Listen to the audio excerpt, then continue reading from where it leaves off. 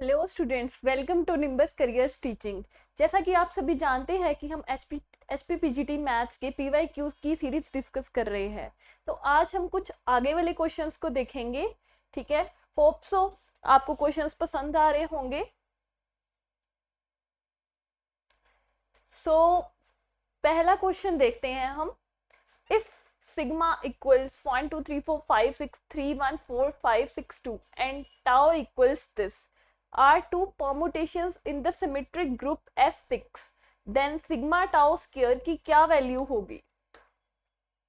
अब सबसे पहले जब ये क्वेश्चन हमारे एग्जाम में आया, हमने क्या देखा कि एक तो ये क्वेश्चन ग्रुप थ्योरी का क्वेश्चन है और ये किस तरह से होगा, किस टॉपिक से क्वेश्चन है। ये क्वेश्चन है परमुटेशन ग्रुप से क्वेश्चन है। ठीक है, तो हमारे दिमाग में ये बात आएगी, सिग्मा टाउ स्क्वायर को जब हमने निकालना है, हम लेफ्ट से भी निकाल सकते हैं और राइट से भी निकाल सकते हैं। तो एग्जामिनर ने कौन सी कन्वेंशन फॉलो की होगी वो देखने के लिए हम चेक कर लेते हैं। जैसे कि हम पहले लेफ्ट कन्वेंशन चेक कर लेते हैं। सिग्मा है, सिग्मा की वैल्यू, सिग्मा में 1 की वैल्यू किस पे जा रही है, 3 पे जा रही है। ठीक है, और फिर 3 की वैल्यू किस पे जा रही है, टाउ में 1 पे जा रही है। अगेन टाउ है, फिर 1 की वैल्यू किस पे जा रही है, 2 पे जा रही है। तो ओवरऑल 1 की वैल्यू 2 पे गई। ठीक है, उसके बाद हमें किसकी, सारे नंबर्स की निकालनी है। 2 3 4 5 6 सारे नंबर्स पे चेक करना है। तो जल्दी से अब चेक करो कि 2 की वैल्यू क्या होगी। पहले सिग्मा देख रहे हैं क्योंकि हम लेफ्ट से चल रहे हैं, और अगर हम राइट से चलते तो कैसे सोचना था। तो पहले टाओ की देखनी थी, फिर टाओ की देखनी थी, फिर सिग्मा की देखनी थी। मींस पहले आपको टाओ स्क्वायर निकालना था, फिर सिग्मा निकालना था, और फिर फाइनल सिग्मा टाओ स्क्वायर निकालना था। बट चलना कहाँ से था उस टाइम पे, राइट से। अब हम लेफ्ट से चल रहे हैं, देखते हैं अगर लेफ्ट से हमारी कोई ऑप्शन मैच ना हुई तो फिर हम राइट से कर लेंगे। ठीक है, अब देखो 2 किस पे जा रहा है, सिग्मा में 2 जा रहा है 1 पे, 1 2 पे, 2 4 पे। टाओ को हम ट्वाइस इसलिए चेक कर रहे हैं क्योंकि हमारे पास टाओ का स्क्वायर है यहाँ पे। उसके बाद 3 किस पे जा रहा है, 4 पे, 4 जा रहा है 3 पे, 3 जा रहा है 1 पे। ऑप्शंस भी मैच कर लेते हैं साथ। कोई ऑप्शन दिख रही है 2 4 1 वाली, ये वाली डी ऑप्शन दिख रही है, मतलब कि ए बी सी तो नहीं होंगे, बट हम आगे वाले भी चेक कर लेते हैं। 4 किस पे जा रहा है, 4 5 पे जा रहा है, 5 6 पे जा रहा है, और 6 5 पे जा रहा है। तो यहाँ पे 5 आ जाएगा। 5 6 पे जा रहा है, 6 5 पे जा रहा है, 5 6 पे जा रहा है। जो बचा हुआ होता है वो यहाँ पे आ जाता है। लास्ट वाले को कभी चेक करने की जरूरत ही नहीं होती। ठीक है, तो आंसर क्या आ जाएगा, 2 4 1 5 6 3। 2 4 1 5 6 3 हमारे पास एक ऑप्शन में है। सो इट मीन्स इन्होंने लेफ्ट कन्वेंशन ही फॉलो की है। बट कई बार हो सकता है कि एग्जाम में राइट कन्वेंशन भी फॉलो हो, तो वो आपको ऑप्शन से पता चलेगा कि एग्जामिनर ने कौन सी वाली फॉलो की हुई है। ठीक है, इंटरेस्टिंग था ना ये क्वेश्चन। तो पहला क्वेश्चन हमारा हो गया। इसके बाद आ जाओ अगले क्वेश्चन पे। सेकंड क्वेश्चन क्या कह रहा है, स्टेटमेंट को रीड करो अच्छे से। Which of the following is true, इनमें से सही कौन सा है। Connected topological space is arcwise connected, true बताना है ना। Arcwise connected topological space is connected, an open and connected subset of the plane is not arcwise connected, none of the above। अब ये बात आपको अच्छे से पता होनी चाहिए कि arcwise connected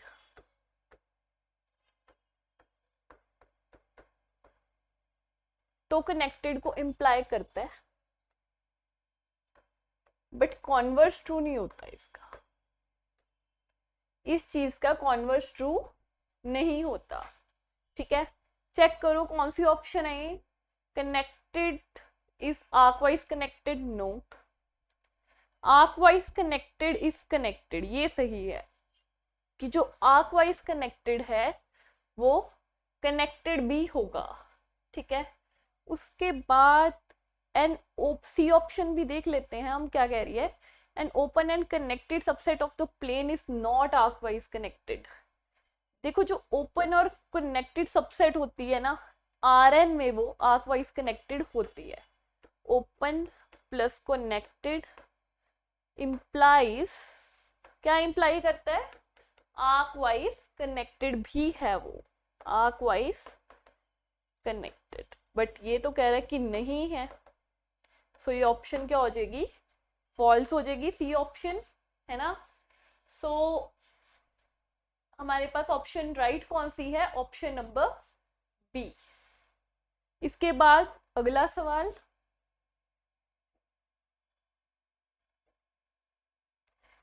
नेक्स्ट क्वेश्चन क्या कह रहा है? With the usual notations the Serret Frenet formula are. Okay, formula ही पूछा है कि फॉर्मूला कौन से वाला है, ए बी सी डी में से कौन सा जो है राइट फॉर्मूला है. ये फॉर्मूला किसके लिए यूज होता है? किसी भी पार्टिकल की काइनेमेटिक्स को पता करने के लिए फॉर्मूला यूज होता है. कौन सी स्पेस में? 3D में, 3D यूक्लिडियन स्पेस में इसका यूज होता है. और ऑप्शन राइट कौन सी है? फॉर्मूला कौन सा होता है? Option B. यहाँ पे जो टी है वो टेंजेंट वेक्टर को रिप्रेजेंट करता है, के कर्वेचर को, ठीक है, एन नॉर्मल वेक्टर को, बी बाय नॉर्मल वेक्टर को, और कोई नोटेशन है यहाँ पे, और टाओ है, ये टॉर्शन के लिए होता है. ठीक है, तो ये फॉर्मूला है. तो ये तो आपको बस लर्न ही करना है क्योंकि फॉर्मूला, इसकी कोई एक्सप्लेनेशन नहीं है. So option number B is right answer. बाकी देख लेना, किसी सब में कुछ साइन की वो होगी, दिक्कत होगी, इधर उधर शिफ्टिंग करे होंगे, बट ये स्टैंडर्ड फॉर्मूला है. ओके, सेरेट-फ्रेनेट फॉर्मूला कहते हैं. नेक्स्ट क्वेश्चन देखते हैं. नेक्स्ट क्वेश्चन कहता है in a topological space if I A denotes interior of A. अगर आई ए डिनोट करता है किसी भी सेट का इंटीरियर, और सी ए क्या डिनोट करता है? Closure of set. ठीक है, ये वैसे भी नोटेशंस होती हैं. अगर मान लो आपको ना भी बताया जाता तो आप इसको यही कंसीडर करके चलते, बट ये मेंशन होना जरूरी था उस केस में. ठीक है, I A union B equals I A union I B. ठीक है, C A intersection B, C A intersection C B, या फिर सी ऑप्शन है या फिर डी ऑप्शन है. अब या तो आपको डायरेक्ट आइडेंटिटी पता हो, अगर नहीं पता तो आपको क्या पता होना चाहिए कि कोई ना कोई ऐसी काउंटर एग्जांपल्स पता होनी चाहिए. मतलब बना के देख लो अगर आपको नहीं भी पता. जैसे कि मैं फर्स्ट की बना देती हूँ. ए है 0 से 1 क्लोज, और बी ले लो आप 1 से 2 क्लोज ले लो. ठीक है, अब इंटीरियर ए का क्या है? जब भी किसी का इंटीरियर निकालते हैं वो सेट ओपन हो जाता है. ये इक्वल नहीं है यहाँ पे. ठीक है, यहाँ पे इक्वल नहीं है. और अगर मैं बी का इंटीरियर निकालूं तो 1 2 ओपन आ जाएगा. और अगर मैं इन दोनों का यूनियन कर दूं तो क्या आएगा? सोच के देखो, अगर इन दोनों का यूनियन हो जाए तो आ जाएगा 0 1 यूनियन 1 2. और अगर मैं A union B, just wait, I A union B क्या है यहाँ पे? आई ए ये है, ये एक्चुअली पता क्या आया आपके पास? ये नहीं आया था आपके पास, आया आई ए यूनियन आई बी. यहाँ पे गड़बड़ थी. ये आपके पास बना आई ए यूनियन आई बी, और ए यूनियन बी क्या बनेगा? 1 से 2 पूरा का पूरा सेट बनेगा, है ना. तो क्या वो कभी इसकी इक्वल होगा? सोच के देखो, क्या वो कभी इसकी इक्वल होगा? इसमें 1 इंक्लूडेड नहीं है, उसमें ए यूनियन बी में तो 1 भी इंक्लूडेड होगा, है ना. तो ये वाली ऑप्शन क्या होगी? फॉल्स होगी. सिमिलरली इसके लिए भी कोई एग्जाम्पल ढूंढो, सोचो कुछ इस तरह का. और वैसे भी ना ये जो आइडेंटिटी होती है ये 1 वे ट्रू होती है. ये इसका सबसेट होता है, ये सिर्फ वन वे ही ट्रू होती है। अगर तो आपको पता है तो आप डायरेक्टली इसको क्रॉस कर सकते हो। सी ऑप्शन के लिए भी चाहे यही एग्जांपल ले लेना, इसी तरह की कुछ। आई ऑफ ए जो होता है ना, वो इक्वल होता है आई ऑफ ए के, ना कि ए के इक्वल होता है। ठीक है, तो ये ऑप्शन भी क्या होगी, क्रॉस होगी। तो ए की ऑप्शन बची है हमारे पास, ऑप्शन नंबर डी। ए और बी ओपन सेट है तो ये चीज ट्रू होगी। अगर ए और बी ओपन है तो ए इंटरसेक्शन बी भी क्या होगी, ओपन होगी, और ओपन के लिए ये चीज तो ट्रू होगी ही। ठीक है, ये आइडेंटिटी प्रॉपर्टी होती है एक तरह की। So option D is the correct option here. Now moving to the next question.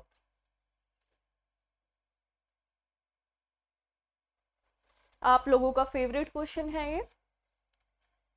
अगर F of X X square sine 1/x है, एक्स नॉट इक्वल 0 पे, तो एक्स इक्वल 0 और एक्स इक्वल 0 पे 0 है, तो फंक्शन डिफरेंशिएबल होगा।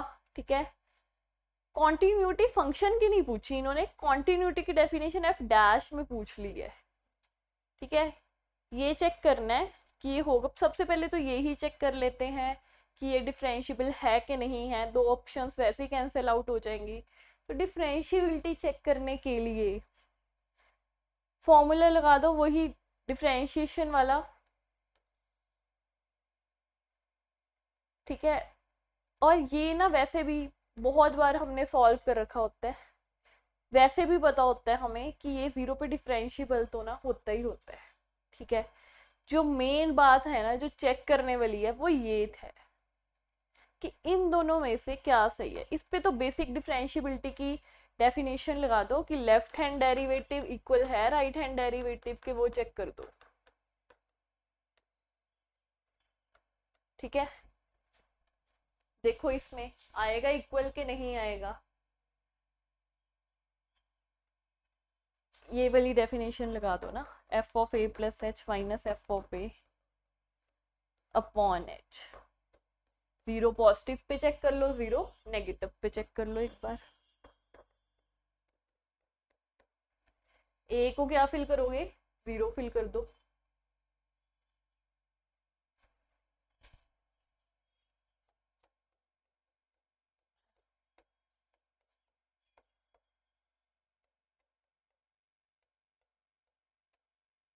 और लिमिट एच 0 को अप्रोच कर रही है तो ये 0 को चले जाता है। सिमिलरली जब 0 नेगेटिव पे चेक करोगे तो भी वो किसको चले जाएगा, 0 को जाएगा।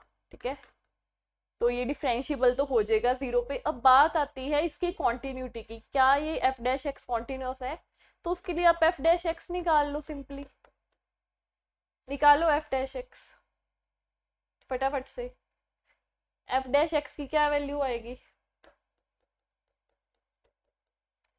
पहले एज इट इज, दूसरे की डिफरेंशिएशन प्लस दूसरे एज इट इज पहले की डिफरेंशिएशन,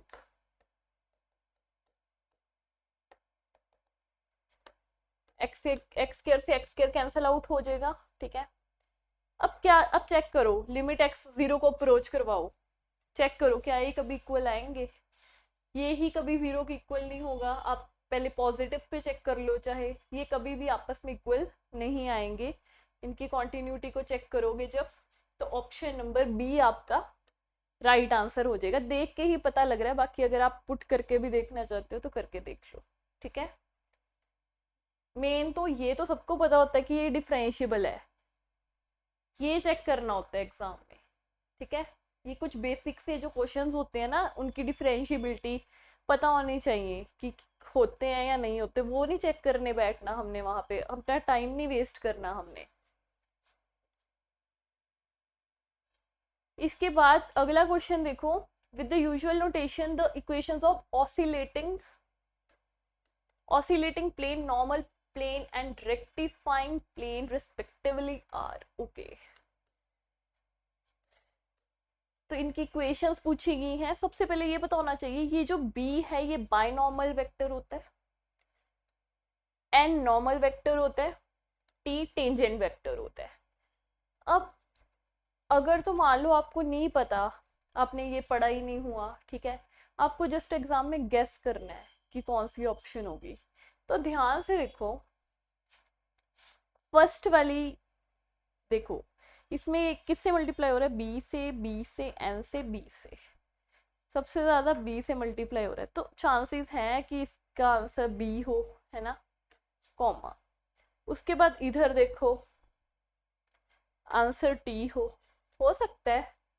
इधर से हमें 50-50 है, तो हम कुछ कह नहीं सकते, एन कह सकते हैं कि एन चलो 2 बार आ रहा है, तो वैसी कौन सी ऑप्शन है जिसमें बी टी एन है, बी टी एन है, तो हो सकता है बी ऑप्शन आंसर हो, अगर आपको गेस करना है तो, ठीक है। अब प्रॉपर क्या मेथड होगा इसका, ठीक है, वैसे आंसर बी ऑप्शन ही है, बट हम अच्छे से देखते हैं कि एग्जैक्टली ये क्वेश्चन हुआ कैसे है।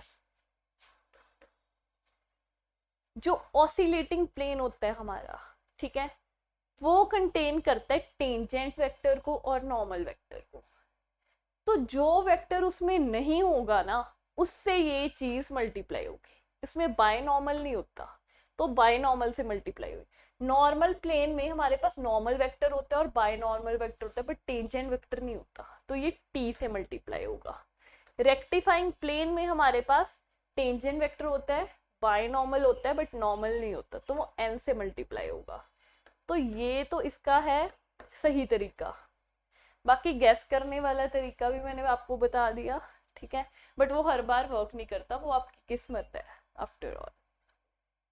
Now moving to the next question, a Mobius transformation which maps 2 to 1, iota to iota, -2 to -1 respectively is, ठीक है।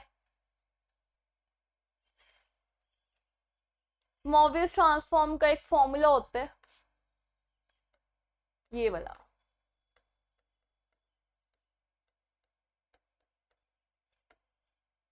ये फॉर्मूला है। अब ध्यान से देखो,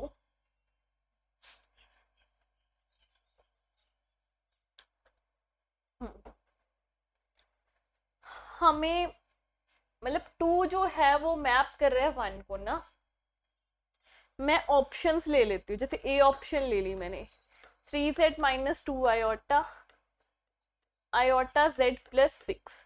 अगर मैं z की वैल्यू 2 लिख दूं और मैं देख इसमें फिल करूं और मैं देखूं आंसर क्या आ रहा है, अगर आंसर मेरे पास 1 आ गया, इट मीन्स ए ऑप्शन सही होने के चांसेस हैं, बट सही नहीं है। फिर हम आयोटा भी फिल करके देखेंगे, -2 भी फिल करके देखेंगे।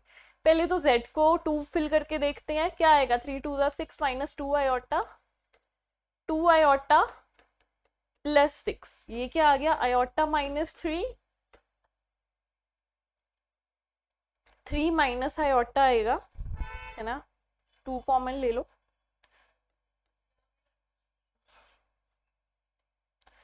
3 minus iota upon 3 plus iota, है ना।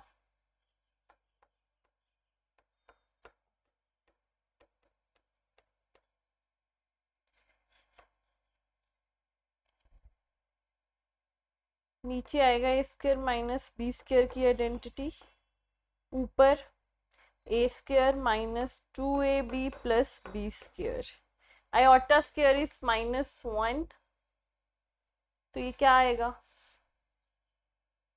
8 - 6 आयोटा अपॉन 10। क्या ये कभी भी 1 के इक्वल होगा, सोच के देखो, ठीक है, कभी 1 के इक्वल नहीं होगा, तो ऑप्शन नंबर ए तो आंसर हो ही नहीं सकता। अब बी ऑप्शन को चेक करो, ऐसे ही सी ऑप्शन को चेक करोगे, सिमिलरली डी ऑप्शन को चेक करोगे। अब बी ऑप्शन को चेक कर लेते हैं, चलो। बी ऑप्शन है 3z + 2 iota upon iota z +6, है ना, z को 2 फिल कर दे, 6 + 2 आयोटा अपॉन 2 आयोटा प्लस 6, तो ये तो कैंसिल आउट होके 1 आ गया, तो पहला तो मैच हो गया। उसके बाद आप z को क्या पुट करोगे, चेक करो z को क्या पुट करोगे, आयोटा पुट करोगे, 3 iota plus 2 iota upon iota square plus 6, 5 iota upon 5, iota आ गया, सेकंड भी ट्रू हो गया, थर्ड भी चेक कर लो, z equals -2, 3 -2 plus 2 iota upon iota -2 plus 6, 2 iota -6 -2 iota plus 6, minus common ले लो, -1 आ गया, सो थर्ड भी मैच कर गई। So option number B is the correct answer. ठीक है, मेथड पता चला कि क्वेश्चन को अप्रोच किस तरह से करना है हमें। सो ये हो गया मोबियस ट्रांसफॉर्मेशन का क्वेश्चन। वैसे भी ये एक इम्पॉर्टेंट टॉपिक है हमारे कॉम्प्लेक्स का। ठीक है, हम अपने बैच में इसको अच्छे से कवर करेंगे। ठीक है, और अगर आप लोग भी हमारे साथ जुड़ना चाहते हो तो डाउनलोड कीजिए निम्बस करियर्स ऐप को, या फिर हमारे दिए गए कॉन्टेक्ट पे कॉल कीजिए। Moving to the next question, लेट x be a non-linear space, non-linear space से क्वेश्चन है, over the field C and which satisfies the parallelogram law, parallelogram law को satisfy करता है। This can be made into an IPS by defining the polarization identity which is given by, polarization identity का question है। Simply हम polarization identity को use करते थे, exactly बस आइडेंटिटी ही पूछी है, आइडेंटिटी से ही आपको फुल मार्क्स मिलेंगे इस क्वेश्चन पे अगर आपको पता है। तो कौन सी आइडेंटिटी है इसमें, ऑप्शन नंबर ए क्लियरली। ठीक है, ऑप्शन नंबर ए क्या है, पोलराइजिंग आइडेंटिटी है। Moving to the next question,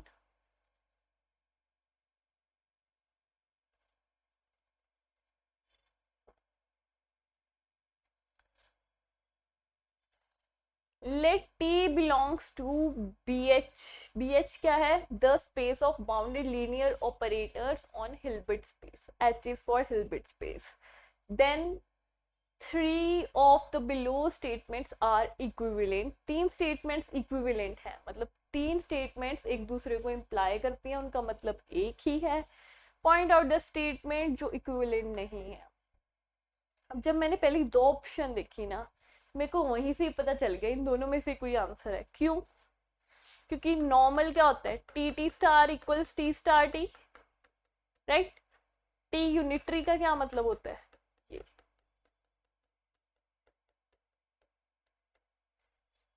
normal तो यूनिटरी हो सकता है, इसमें से एक तो दूसरे को इम्प्लाई कर रही है, बट दूसरी वाली पहले को इम्प्लाई नहीं कर रही है। ठीक है, देखो जो यूनिटरी है वो नॉर्मल तो हो सकता है, बट नॉर्मल हमेशा यूनिटरी नहीं होगा। ठीक है, उसे यूनिटरी होने के लिए आइडेंटिटी की इक्वल होना पड़ेगा, बट ये ऐसा कुछ नहीं कह रहा कि ये आइडेंटिटी की इक्वल हो सकता है।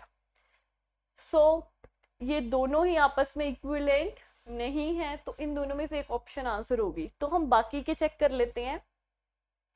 अब हमारे पास एक थ्योरम होती है कि टी यूनिटरी होता है if and only if T is surjective isometry. ऐसा होता है ना, टी इज यूनिटरी, ये आपने स्टडी किया होगा कि टी यूनिटरी कब होता है, if T is surjective isometry, isometry. ध्यान से देखो इसे, टी यूनिटरी तब होता है अगर टी सर्जेक्टिव आइसोमेट्री है, यहां से ये दोनों इक्विवेलेंट आ गई। ठीक है, और टी सर्जेक्टिव और ये चीज जो है, इन दोनों में जो सी और डी में इक्विवेलेंसी है वो पता है किससे शो होती है, पोलराइजिंग आइडेंटिटी से। ठीक है, पोलराइजिंग आइडेंटिटी इन दोनों की इक्विवेलेंस बताता है, और इन दोनों की मैंने आपको बता दी है। तो ये तीनों ही आपस में इक्विवेलेंट हो गए। अगर ए बी के इक्विवेलेंट है, बी सी के इक्विवेलेंट है, तो ए सी के भी तो इक्विवेलेंट है। सो ये तीनों आपस में इक्विवेलेंट हो गए हैं। सो जो बची हुई ऑप्शन है वो है option number A, that is T is normal. So T is normal हमारे पास राइट ऑप्शन है। Now moving to the next question, let x be a norm linear space and x star be its dual space। x norm linear space है, x star dual space है उसी की। then x separable implies x star is separable and the converse is not true। x star separable implies x is separable, converse not true। if and only if condition है या फिर कोई भी नहीं है। इसका सही आंसर पता क्या है? Option number B. कैसे? अब x सेपरेबल है, मैं x को ये ले लिया, ये वाली स्पेस ले ली, जो इसका x स्टार जो इसकी ड्यूअल स्पेस है ना, वो आइसोमॉर्फिक किसके है? इसके आइसोमॉर्फिक है, और ये सेपरेबल नहीं होता, बट ये सेपरेबल होता है। सो ए ऑप्शन की तो काउंटर एग्जांपल मिल गई हमें, तो ये तो रॉन्ग होगी।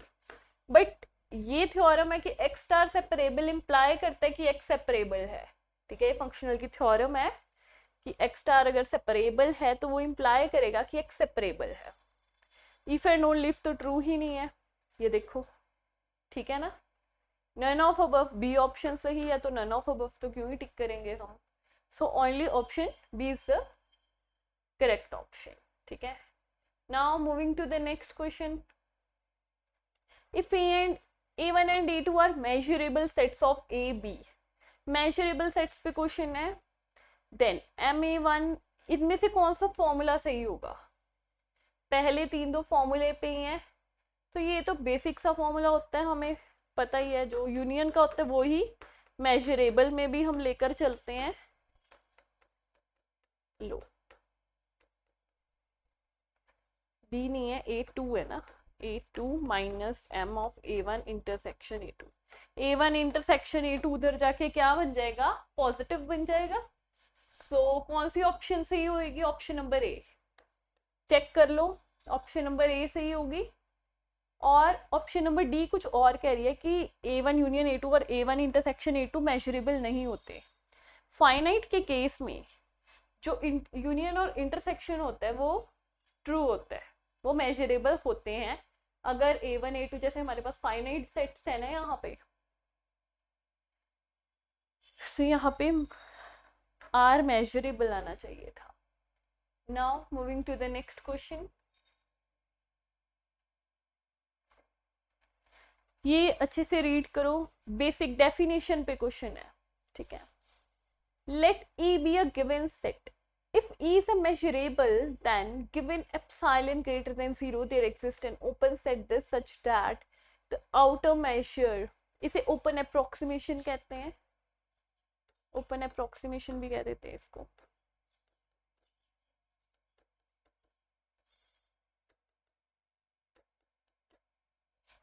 लेबेग मेजरेबल की ये डेफिनेशंस है, एंड डेफिनेशंस जो होती है ना वो if and only if he होती है। ठीक है, इसमें कहा है कि कॉन्वर्स ट्रू नहीं है।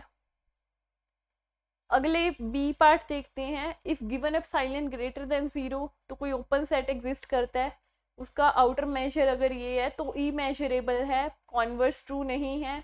If given epsilon greater than 0 there exist an open set this such that outer measure this, then E is measurable and converse is also true, means if and only if, definitions are always if and only if। so option C is the right answer। मान लो आपको definition नहीं भी पता, but ये देख के इतना पता लग रहा है कि ये किसी चीज की definition है, और अगर आपको ये पता लग रहा है कि ये किसी चीज की definition है तो वो if and only if जरूर होगी। ठीक है, तो अगर आपको मतलब गेस भी करना है, तुक्का भी लगाना है पेपर में, तो ये अगर कभी भी कोई डेफिनेशन है उसका गेस करना है तो बोथ वेज ट्रू होती है, वो इतना पता होना चाहिए। नेक्स्ट क्वेश्चन देखो, if this set is a finite orthonormal set in an IPS x, then for any x belongs to x, इनमें से कौन सी स्टेटमेंट सही होगी? फर्स्ट को देखो, सेकंड को देखो, थर्ड को देखो, फोर्थ को देखो। पहली बात तो इधर परपेंडिकुलर है ना, तो वेक्टर से परपेंडिकुलर होते हैं, बट यहाँ पे स्केलर है, ये भी स्केलर है, ठीक है, तो ये वाली तो ऑप्शन सही लग भी नहीं रही। बात आती है और बी की, इसको देख के कुछ याद आया आपको? ये है बेसल्स इनइक्वालिटी। क्या है ये? बेसल की इनइक्वालिटी है ये। Option number B right answer है। बेसल की इनइक्वालिटी में यहाँ पे स्क्वायर लिया जाता है, बट ये ऑप्शन में तो स्क्वायर है नहीं है, सो बी ऑप्शन राइट होगी। बस आपको ये बताना चाहिए था कि ये बेसल इनइक्वालिटी है। Next question. ओके, एक फंक्शन डिफाइन है और एक पार्टीशन दी गई है ए से बी क्लोज के ऊपर। Then the variation of F over A to be closed with respect to the partition P is defined by variation का क्या फॉर्मूला होगा? फॉर्मूला है, पहली बात ये रहा फॉर्मूला, सीधी तरह लिखा हुआ है। मॉड्यूलस वैल्यू लेते हैं क्योंकि हम, ये तो टेलीस्कोपिंग सम हो गया, ठीक है, बट हम मॉड्यूलस वैल्यू लेंगे, हम वेरिएशन देखेंगे ना कि नेट चेंज पे फोकस करेंगे। तो ऑप्शन बी जो है वो सही ऑप्शन है। इसमें पी वेरिएशन है, तो हम पी वेरिएशन की नहीं बात करें, हम स्टैंडर्ड वेरिएशन की बात कर रहे हैं, तो ऑप्शन नंबर बी जो है वो इसका सही फॉर्मूला है। तो जैसा कि हमने आज के जितने भी क्वेश्चंस में देखा, हाँ ये लास्ट क्वेश्चन ही था, तो जितने भी क्वेश्चंस में हमने देखा या तो हमें फॉर्मूले पूछे गए हैं, ठीक है, या डेफिनेशंस पूछी गई हैं, तो हम वो चीज़ को, कौन सी चीज़ को, कौन से कॉन्सेप्ट को कितना पढ़ना है, ठीक है ना, वो हमें ये PYQs बताते हैं। तभी हम ये PYQs पहले कर रहे हैं ताकि हमें एनालाइज हो जाए कि हमें कोई टॉपिक है तो उसको कितना स्टडी करना है, उसकी डेफिनेशंस पे फोकस करना है, आगे उसकी प्रॉपर्टीज को कितनी डेप्थ में देखना है। अब कुछ जैसा कि हमें थ्योरम्स भी देखने को मिली है, थ्योरम्स की स्टेटमेंट, इक्विवेलेंस रिलेशन की इक्विवेलेंट है कि नहीं है, वैसी थ्योरम्स भी होती है। मतलब हमें प्रूफ्स पे तो फोकस ही नहीं करना, प्रूफ तो कोई काम ही नहीं आ रहे हैं, जस्ट उन्होंने क्या पूछी है, थ्योरम की स्टेटमेंट्स ही तो पूछी है, तो हम उस पे काम करेंगे, ठीक है। सो होप सो आपको वीडियो अच्छी लगी होगी। Thank you so much.